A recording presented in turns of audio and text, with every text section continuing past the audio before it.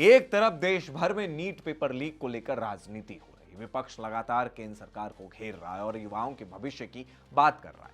PM Modi देर रात video message जारी करते हैं, फास्ट ट्रैक कोर्ट के गठन की बात करते हैं और पब्लिक एग्जामिनेशन में गड़बड़ियों की रोकथाम के लिए कठोर कानून बनाने की भी बात उनके द्वारा कही जा रही। सोनम वांगचुक अपनी भूख हड़ताल तोड़ चुके हैं, लेकिन अब कांग्रेस शासित कर्नाटक से एक ऐसा मामला आया है जिसने सरकारी भर्ती व्यवस्था पर फिर से बड़े सवाल खड़े कर दिए।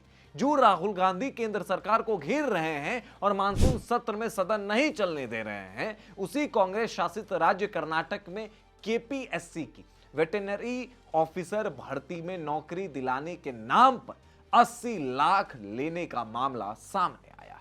इतना ही नहीं, उम्मीदवारों का दावा है कि उन्हें कथित बिचौलियों ने फोन किया, पैसे मांगे, नौकरी की गारंटी दी और यहां तक कि सुरक्षा के तौर पर पोस्ट डेटेड चेक देने का भी भरोसा दिया। तो आखिर पूरा मामला क्या है? क्या सच में सरकारी नौकरी बिक रही है या फिर ये केवल आरोप है जिसकी जांच होनी बाकी है? आइए समझते हैं। सबसे पहले भर्ती प्रक्रिया को समझिए। कर्नाटक लोक सेवा आयोग यानी केपीएससी ने राज्य में सरकारी पशु चिकित्सालयों के लिए 400 वेटरनरी ऑफिसर पदों पर भर्ती निकाली।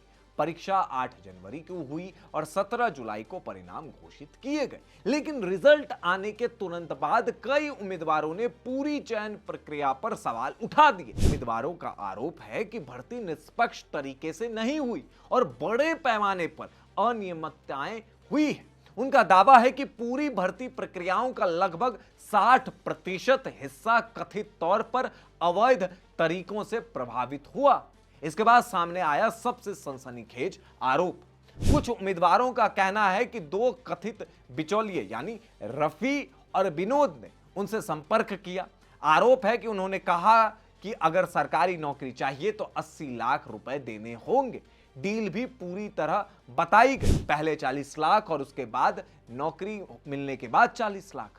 इतना ही नहीं, उम्मीदवारों के अनुसार बिचौलियों ने यह भरोसा भी दिया कि एडवांस के बदले पोस्ट डेटेड चेक दिया जाएगा ताकि पैसा सुरक्षित रहे। लेकिन कहानी यहीं खत्म नहीं होती। एक उम्मीदवार ने इस पूरे मामले का खुलासा करने का फैसला किया। उसका दावा है कि उसने पहले 2 लाख यूपीआई के जरिए ट्रांसफर किए और फिर बिचौलियों से मुलाकात की। उम्मीदवार का आरोप है कि बातचीत के दौरान उसकी बात केपीएससी के प्रमुख से भी कराई गई, जिन्होंने कथित तौर पर भरोसा दिया कि यदि सौदा होता है तो नौकरी सुरक्षित। अब ये केपीएससी का सच में कोई प्रमुख था या नहीं, ये तो जांच से पता चलेगा। जब उम्मीदवार ने रकम कम करने की कोशिश की तो कथित तौर पर उसे साफ मना कर दिया गया। सोशल मीडिया पर वीडियो वायरल होने के बाद मामला और गर्मा गया। 50 से अधिक उम्मीदवार बेंगलुरु के विधान सौधा पुलिस स्टेशन पहुंचे और पूरी भर्ती प्रक्रिया की जांच की मांग करते हुए शिकायत दर्ज कर। उम्मीदवारों की मांग है कि यदि जांच में गड़बड़ी साबित हुई है तो पूरी भर्ती प्रक्रिया रद्द कर दोबारा परीक्षा कराई जाए। अब इस मामले का एक और महत्वपूर्ण पहलू समझिए।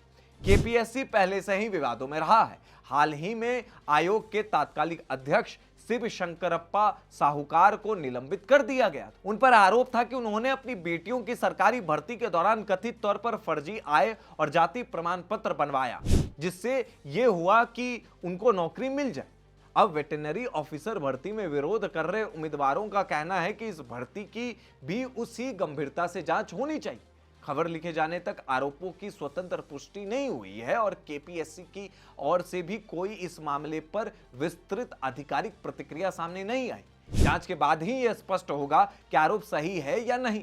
कर्नाटक विधानसभा में विपक्ष के नेता चलावड़ी नारायण स्वामी ने भी कथित कैश फॉर जॉब मामले को लेकर सरकार को घेरा है। अब सवाल है राहुल गांधी आपसे, आपके सबसे चहेते मुख्यमंत्री के राज्य में पहले सर्वे के नाम पर ट्रांसजेंडर व्यक्तियों के कपड़े उतरवाने के आरोप लगते हैं और हाईकोर्ट में दलील दी जाती है कि ऐसा कुछ नहीं हुआ।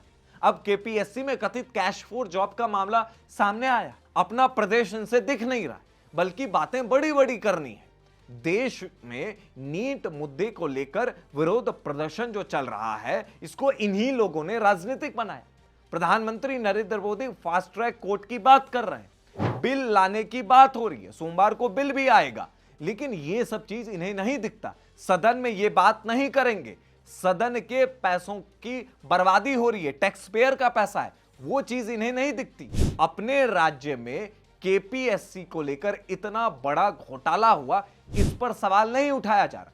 पंजाब में हमने आपको बताया कि वहां भी एक फार्मेसी रिक्रूटमेंट एग्जाम में घोटाला हुआ, उसको लेकर भी कोई बात नहीं की जा रही है। पूरा का पूरा इस मुद्दे को राजनीतिक बना दिया गया है। सिर्फ नीट नीट नीट। अगर सच में युवाओं के भविष्य की चिंता है तो हर एक पेपर लीक की बात होनी चाहिए।